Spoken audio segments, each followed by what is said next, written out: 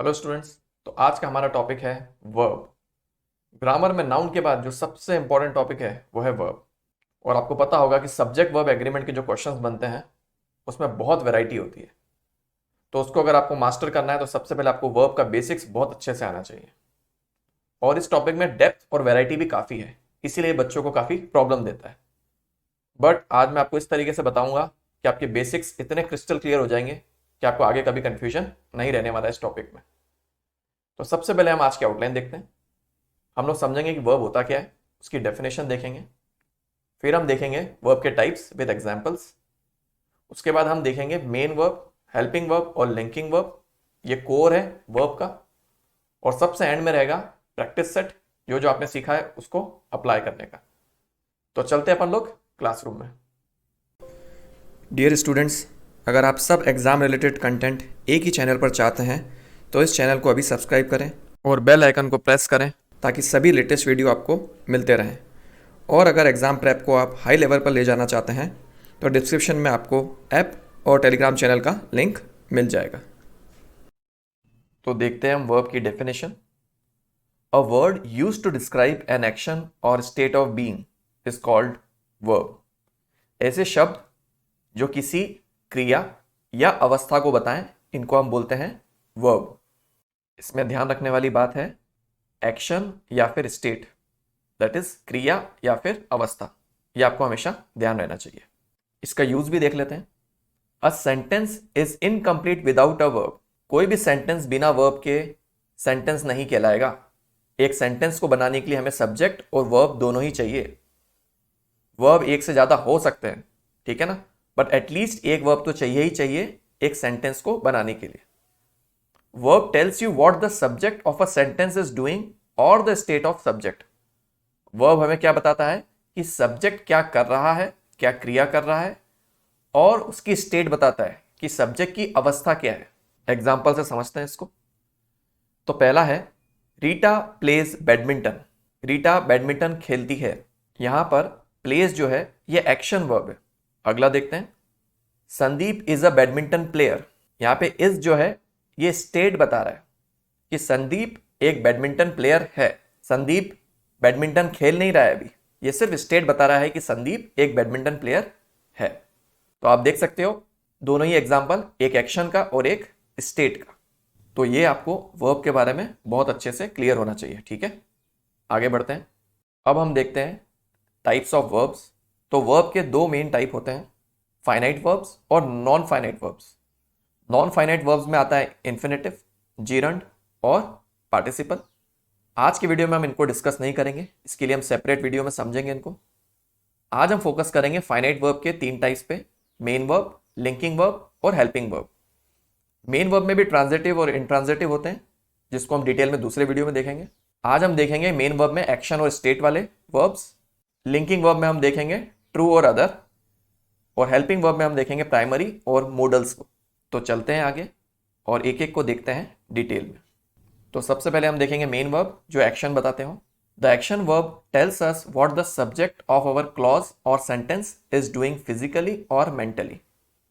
तो action verb क्या बताते हैं कि हमारे सेंटेंस में सब्जेक्ट क्या फिजिकली और मेंटली कर रहा है। इनके एग्जांपल्स देखते हैं। तो पहले फिजिकल एक्शंस देखते हैं। Rita went to the club.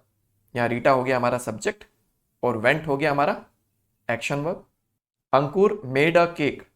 अंकुर हो गया सब्जेक्ट और मेड हो गया हमारा action verb. She visited the doctor.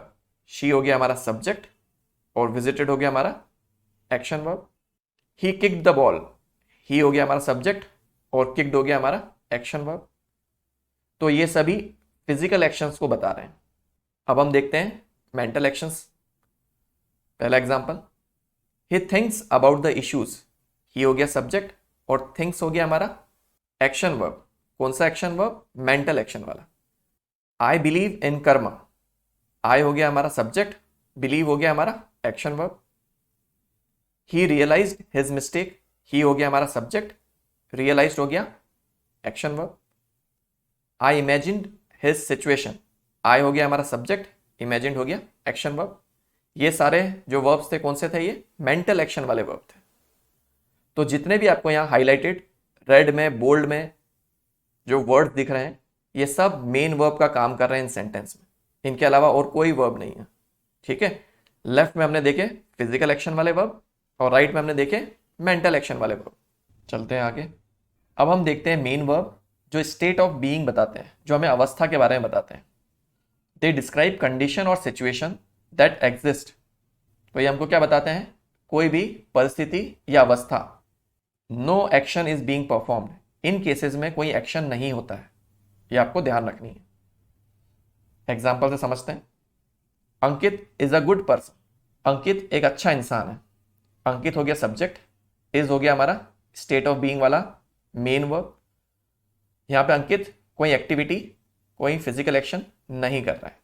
We are ready, हम तैयार हैं। वी हो गया आपका सब्जेक्ट, आर हो गया स्टेट ऑफ बीइंग का वर्ब जो यहां मेन वर्ब की तरह काम कर रहा है। आई एम हैप्पी, आई हो गया सब्जेक्ट, एम हो गया स्टेट ऑफ बीइंग वाला वर्ब, है ना। और ये क्या बता रहा है, मैं खुश हूं। यहां कोई एक्शन नहीं हो रहा, सिर्फ उसकी अवस्था बताई जा रही है कि वो कैसा है उस सिचुएशन में। नेहा वॉज एब्सेंट, नेहा हो गया सब्जेक्ट, वॉज हो गया स्टेट ऑफ बीइंग वाला वर्ब। नेहा एब्सेंट थी, कोई एक्शन नहीं हुआ, सिर्फ एक पास्ट में कोई स्थिति थी, अवस्था थी, उसको बताया जा रहा है हमें। वी वर एक्साइटेड, हम लोग एक्साइटेड थे। वी हो गया सब्जेक्ट, वर हो गया स्टेट ऑफ बीइंग वाला मेन वर्ब। हम लोग एक्साइटेड थे, है ना, कोई एक्शन नहीं हो रहा है। हमारी क्या स्टेट थी, क्या अवस्था थी पास्ट में, वो हमें बताई जा रही है इस सेंटेंस में। आई हैव अ डॉग, आई हो गया सब्जेक्ट, हैव हो गया स्टेट ऑफ बीइंग वाला वर्ब। मेरे पास एक कुत्ता है, अगेन ये अवस्था बता रहा है, स्टेट बता रहा है ना, कि मैं कोई चीज पोजेस करता हूं, यहाँ कोई एक्शन नहीं हो रहा है। शी हैज द बैग, उसके पास बैग है। शी हो गया सब्जेक्ट, हैज हो गया आपका स्टेट ऑफ बीइंग वाला वर्ब। अगेन ये क्या बता रहा है, पोजेशन बता रहा है, अवस्था बता रहा है। ही सीम्स सैड, ही हो गया यहाँ पे आपका सब्जेक्ट, सीम्स हो गया स्टेट ऑफ बीइंग वाला वर्ब। इसका मीनिंग क्या है, वो दुखी प्रतीत हो रहा है। राज बिकेम एंग्शियस, राज हो गया सब्जेक्ट, बिकेम हो गया स्टेट ऑफ बीइंग वाला वर्ब। क्या मीनिंग है इसका, राज चिंतित हो गया था, है ना, उसकी अवस्था बता रहे हैं कि उस समय वो कैसा हो गया था। यहाँ पे कोई एक्शन नहीं कर रहा है राज। तो आपको समझना है कि स्टेट ऑफ बीइंग वाले वर्ब जो होते हैं वो कोई एक्शन नहीं बताते हैं, वो क्या बताते हैं, कोई भी परिस्थिति या अवस्था को हमें बताते हैं। यहाँ पर हाईलाइटेड रेड में, बोल्ड में आपको जो वर्ड्स दिख रहे हैं ये सभी मेन वर्ब है। तो इसी के साथ हमने मेन वर्ब के दोनों टाइप देख लिए, एक्शन भी और स्टेट ऑफ बीइंग वाले भी। अब हम चलते हैं हेल्पिंग वर्ब पे। तो हेल्पिंग वर्ब दो प्रकार के होते हैं, प्राइमरी और मोडल। अभी हम देखते हैं पहले प्राइमरी। तो हेल्पिंग वर्ब प्राइमरी जो होते हैं ये मेन वर्ब को अकम्पनी करते हैं, ये मेन वर्ब के साथ आते हैं। And they don't tell about the action of the subject, ये एक्शन नहीं बताते हैं सब्जेक्ट का, but tell about the tense of the verb and continuity. तीन कॉमन हेल्पिंग वर्ब्स हैं, बी, हैव और डू। बी में आ जाएंगे am, is, are, was, were, be, being और बीन। हैव में आ जाएंगे हैज, हैव, हैड और हैविंग। और डू में आ जाएंगे डू, डज, डन, डिड और डूइंग। ये सब फॉर्म अभी हम डिटेल में देखेंगे। बढ़ते हैं आगे। तो यहां हम देख सकते हैं different forms of common helping verbs. सबसे पहले होता है इसमें बेस फॉर्म, फिर होता है past form, past participle, present participle और प्रेजेंट फॉर्म। इनको V1, V2, V3, V4, V5 भी बोलते हैं, और इस तरीके से आप इनको इजीली ध्यान रख सकते हो। तो बी वर्ब जो है वो बेस फॉर्म है, इसका पास्ट फॉर्म होगा वॉज वर, पास्ट पार्टिसिपल होगा बीन, प्रेजेंट पार्टिसिपल होगा बीइंग और प्रेजेंट फॉर्म होगा एम, इज या फिर आर। उसी प्रकार हैव जो है ये बेस फॉर्म है, इसका पास्ट फॉर्म होगा हैड, पास्ट पार्टिसिपल होगा हैड, प्रेजेंट पार्टिसिपल होगा हैविंग और प्रेजेंट फॉर्म होगा हैज या हैव। डू भी बेस वर्ब है, इसका पास्ट फॉर्म होगा डिड, पास्ट पार्टिसिपल होगा डन, प्रेजेंट पार्टिसिपल होगा डूइंग और प्रेजेंट फॉर्म होगा डू या डज। तो ये चीज आपको अच्छे से आनी चाहिए और ध्यान रखना है। बट अभी एग्जाम्पल्स में हम इन सबको देखेंगे। चलते हैं आगे। तो अब हम बी वर्ब के एक एक करके एग्जाम्पल्स देखते हैं और समझते हैं इसको। तो हेल्पिंग वर्ब अपने को ग्रीन में दिया हुआ है और मेन वर्ब जो है वो रेड में। I am enjoying the stay, यहाँ पर आई हो गया हमारा सब्जेक्ट, एम हो गया हमारा हेल्पिंग वर्ब और एंजॉइंग हो गया हमारा मेन वर्ब, है ना। टेंस और कंटिन्यूटी के बारे में हमें पता चल रहा है इससे। ही इज प्लेइंग आउटसाइड, ही हो गया हमारा सब्जेक्ट, इज हो गया हमारा हेल्पिंग वर्ब और प्लेइंग हो गया हमारा मेन वर्ब। दे वर स्टडीइंग इंग्लिश, दे हो गया हमारा सब्जेक्ट, वर हो गया हमारा हेल्पिंग वर्ब और स्टडीइंग हो गया हमारा main verb. My laptop is being repaired, अब यहां पर लैपटॉप है हमारा सब्जेक्ट, इज बीइंग जो है यह है हमारा हेल्पिंग वर्ब। यहां पे दो हेल्पिंग वर्ब यूज हुए हैं सेंटेंस में और रिपेयर्ड हो गया हमारा main verb. The task will be completed, यहां पे टास्क हो गया हमारा सब्जेक्ट, विल बी हो गए हमारे दो हेल्पिंग वर्ब और कंप्लीटेड हो गया हमारा main verb. He has been calling them, यहां पर ही हो गया सब्जेक्ट, हैज बीन हो गया हमारा हेल्पिंग वर्ब और कॉलिंग हो गया हमारा मेन वर्ब। अब एक चीज और आपको मैं बता दूं कि बी जो है, बी वर्ब जो है, ये मेन वर्ब की तरह भी काम आता है, ये मेन वर्ब की तरह भी फंक्शन कर सकता है। देखते हैं एग्जांपल से। आई एम एक्साइटेड, अभी हमने देखा था कि एम जो है वो हेल्पिंग वर्ब का काम कर रहा था, बट इस सेंटेंस में एम जो है ये मेन वर्ब है। आई हो गया आपका सब्जेक्ट और एम हो गया आपका मेन वर्ब, यहां पे कोई भी दूसरा वर्ब नहीं है इस सेंटेंस में, है ना। एक्साइटेड एडजेक्टिव है, वर्ब नहीं है, ध्यान रखना। शी इज डिलाइटेड, शी हो गया सब्जेक्ट, इज हो गया आपका मेन वर्ब, जो अभी हमने देखा था थोड़ी देर पहले कि हेल्पिंग वर्ब का काम कर रहा था जब हमने देखा था ही इज प्लेइंग आउटसाइड वाले एग्जाम्पल में। बट यहां पे इसके अलावा कोई वर्ब नहीं आया और ये क्या काम कर रहा है, मेन वर्ब का। डिलाइटेड अगेन एडजेक्टिव है। दे वर लेट, दे हो गया सब्जेक्ट, वर यहां पे मेन वर्ब का काम कर रहा है। जबकि लेफ्ट में हमने एग्जाम्पल में देखा था कि दे वर स्टडीइंग इंग्लिश, उसमें वर्ब क्या कर रहा था, हेल्पिंग वर्ब का काम कर रहा था। मैंने इनको एक ही स्क्रीन पे इसलिए रखा था कि आप दोनों के बीच में कॉन्ट्रास्ट देख सको कि कभी हेल्पिंग वर्ब का काम करते हैं, कभी मेन वर्ब का भी काम करते हैं। तो आपको सेंटेंस देख के समझना होगा कि कब कौन सा फंक्शन हो रहा है। We will be in Goa next week, अब इस सेंटेंस में विल हो गया हेल्पिंग वर्ब और बी हो गया मेन वर्ब, इसके अलावा कोई भी वर्ब नहीं है सेंटेंस में, तो बी क्या बन गया हमारा, मेन वर्ब। जबकि हमने एक एग्जांपल देखा था the task will be completed, इसमें विल बी जो था दोनों ही हेल्पिंग वर्ब थे। ठीक है ना, तो ये आपके फंडे बहुत अच्छे से क्लियर होने चाहिए। नेक्स्ट देखते हैं। You are being silly, you हो गया सब्जेक्ट, आर हो गया हेल्पिंग वर्ब और बीइंग इस केस में हो गया है मेन वर्ब। जबकि हमने जो लैपटॉप वाला एग्जांपल देखा था वहां पे बीइंग जो था वो हेल्पिंग वर्ब था। He has been to Manali, यहां पे ही हो गया सब्जेक्ट, हैज हो जाएगा हेल्पिंग वर्ब और बीन हो जाएगा मेन वर्ब। जबकि लेफ्ट में हमने जो सेंटेंस देखा था उसमें हैज बीन जो था वो क्या था, हेल्पिंग वर्ब था। तो इस तरीके से हम लोग हेल्पिंग वर्ब और मेन वर्ब दोनों ही फॉर्म हमने देख लिए जो बी वर्ब से बनते हैं। तो ये समझने के बाद आपके मैक्सिमम डाउट बी वर्ब से रिलेटेड हमेशा हमेशा के लिए क्लियर हो जाएंगे। तो इससे हमें यह समझ में आता है कि हमें रटना नहीं है कि ये सब हेल्पिंग वर्ब होते हैं, हमें सेंटेंस में उसका फंक्शन देखना है और उससे हम डिटरमिन करेंगे कि ये हेल्पिंग वर्ब की तरह काम कर रहा है या फिर मेन वर्ब की तरह। जनरली लोग इसको रटने की कोशिश करते हैं और फिर उनसे गलतियां होती हैं। अब हम देखते हैं हेल्पिंग वर्ब हैव, एग्जांपल से समझते हैं। He has lost his keys, he हो गया सब्जेक्ट, हैज हो गया हेल्पिंग वर्ब और लॉस्ट हो गया हमारा main verb. We have made a team, we हो गया हमारा सब्जेक्ट, हैव हो गया हमारा हेल्पिंग वर्ब और मेड हो गया हमारा main verb. Nikhil had read the newspaper, Nikhil हो गया सब्जेक्ट, हैड हो गया हमारा हेल्पिंग वर्ब और रेड हो गया हमारा मेन वर्ब। तो इन सभी केसेस में हमने हैव के हेल्पिंग वर्ब के फॉर्म्स देखे, है ना, जो हमारा रूट वर्ड था, बेस फॉर्म था हमारा हैव, उसके हमने क्या देखे, डिफरेंट फॉर्म्स देखे जो हेल्पिंग वर्ब की तरह काम करते हैं। अब हम देखते हैं कि इनको हम मेन वर्ब की तरह भी यूज कर सकते हैं।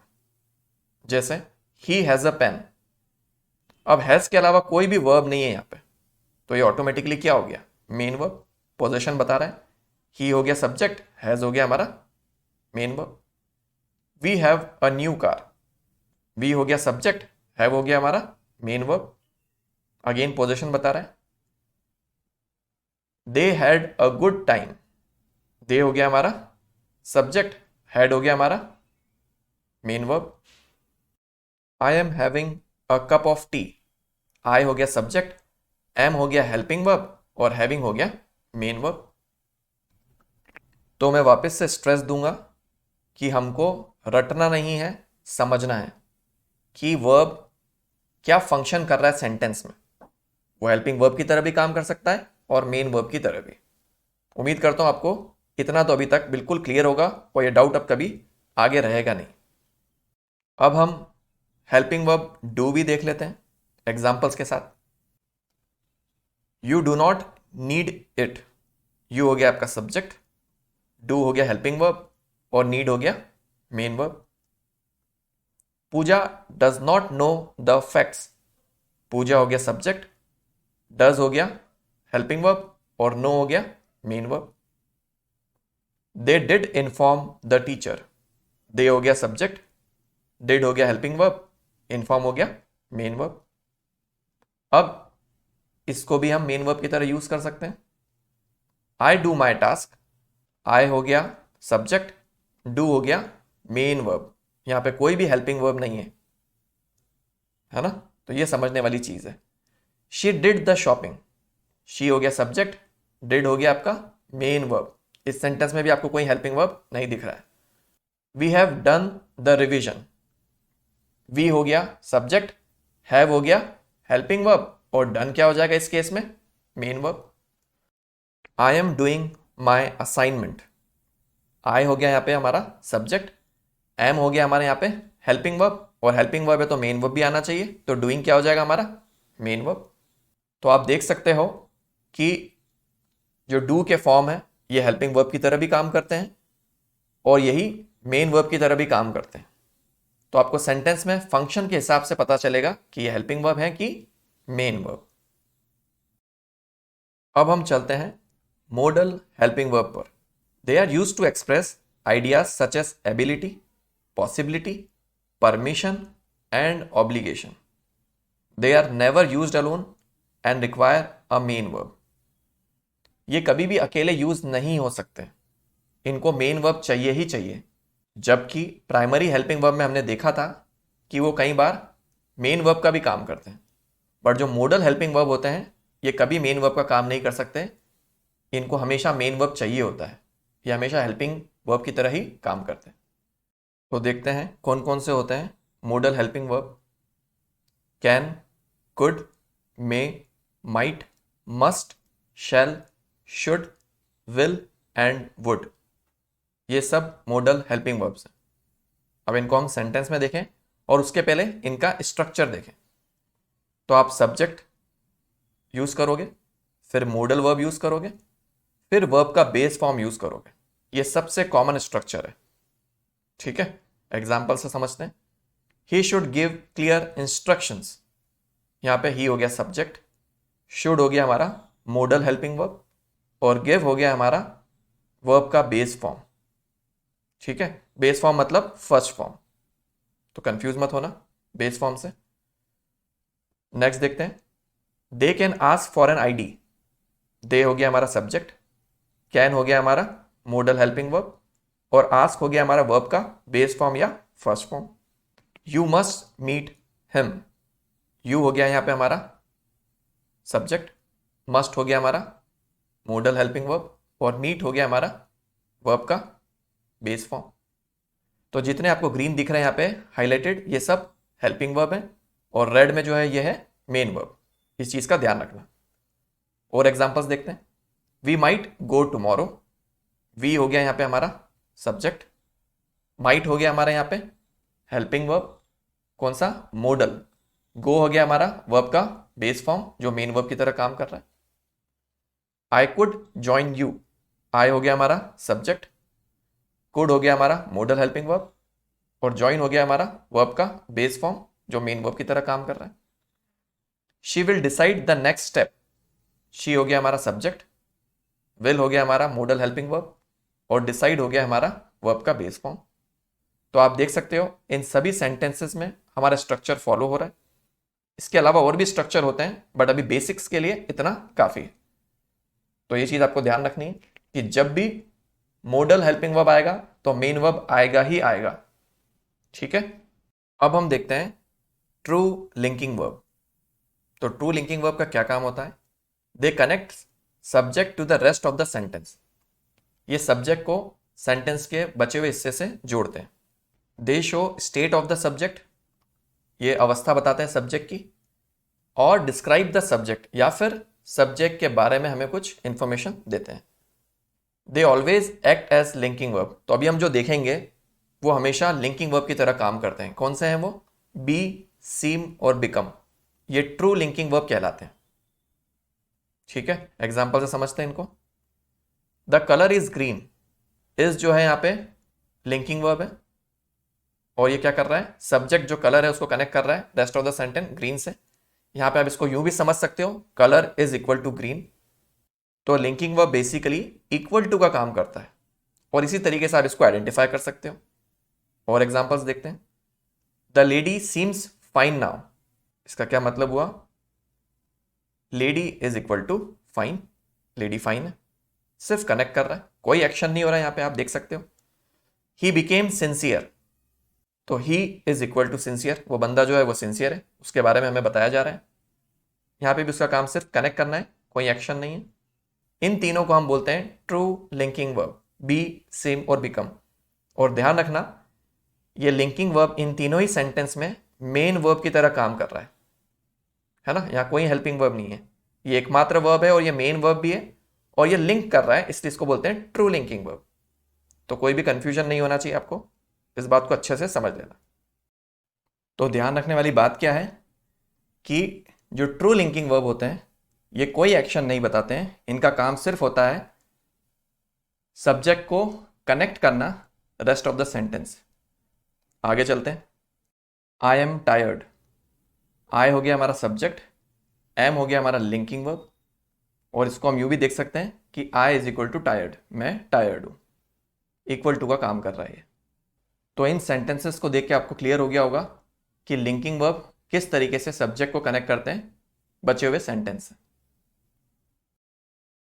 अब हम देखते हैं other linking verb. They can function both as an action verb और अ लिंकिंग वर्ब। क्योंकि ये ट्रू लिंकिंग वर्ब नहीं है तो ये जो है लिंक करने का भी काम करते हैं और ये एक्शन वर्ब का भी काम करते हैं, एक्शन भी बताते हैं। तो देखते हैं कौन कौन से अदर लिंकिंग वर्ब्स होते हैं।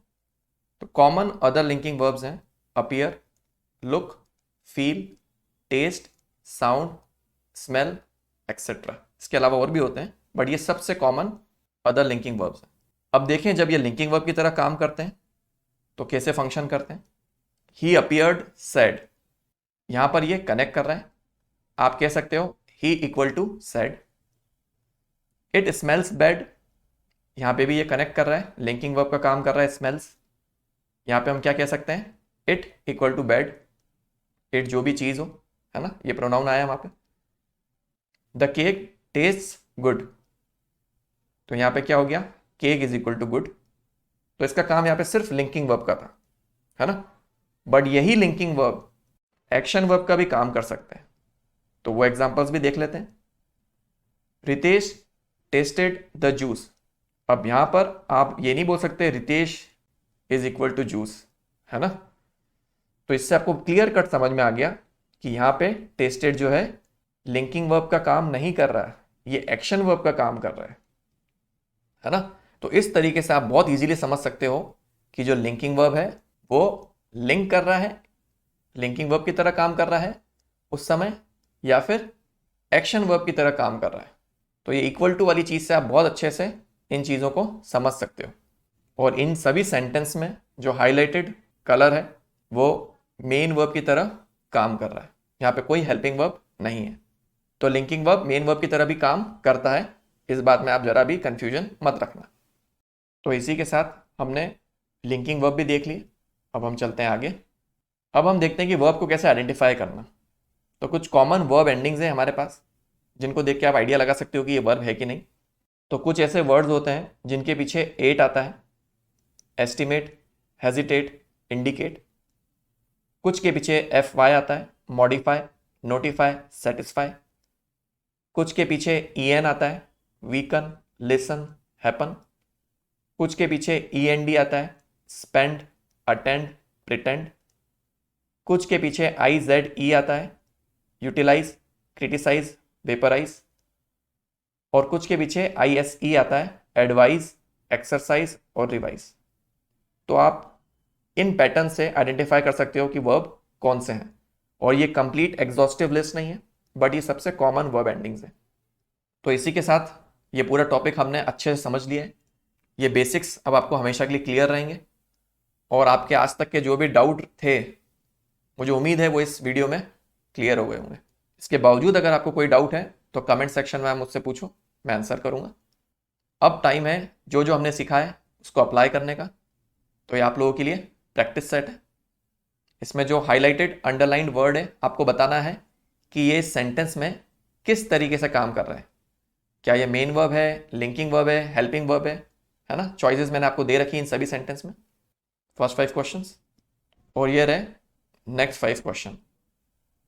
तो ये 10 क्वेश्चन करने पे आपको एक आइडिया लग जाएगा कि आपको टॉपिक कितना समझ में आया। उसके बावजूद अगर आपको कोई डाउट रहता है तो आप वीडियो को रिविजिट करो। और उसके बावजूद अगर आपको क्लियर नहीं होता है तो कमेंट सेक्शन में आप मुझसे पूछ सकते हो। तो हमने बेसिक्स वर्ब के बहुत अच्छे समझ लिए। दूसरे पार्ट जो है वर्ब के वो हम दूसरे वीडियोस में देखेंगे। तो देखते हैं अपन लोग आज का अपना quote. Just because you have failed once doesn't mean that you are going to fail again. Keep trying. सिर्फ आप एक बार फेल हो गए हो इसका यह मतलब नहीं कि आप बार बार फेल हो गए। अपनी कोशिशें जारी रखो, क्योंकि फेलियर पार्ट है सक्सेस पाने का। और एक और चीज़ ध्यान रखना, आप जब तक फेल नहीं होते हो जब तक ट्राई करते रहते हो। अगर आज का वीडियो आप लोगों को अच्छा लगे तो लाइक और शेयर जरूर करना। Thank you. तो दोस्तों, अगर आप चाहते हो कि ऐसा ही क्वालिटी कंटेंट आपको मिलता रहे जो हेल्प करे आपको आपकी एग्ज़ाम प्रेप में, तो इस सर्कल में जो गामा का लोगो है उसको क्लिक करके इस चैनल को सब्सक्राइब करें। Thank you.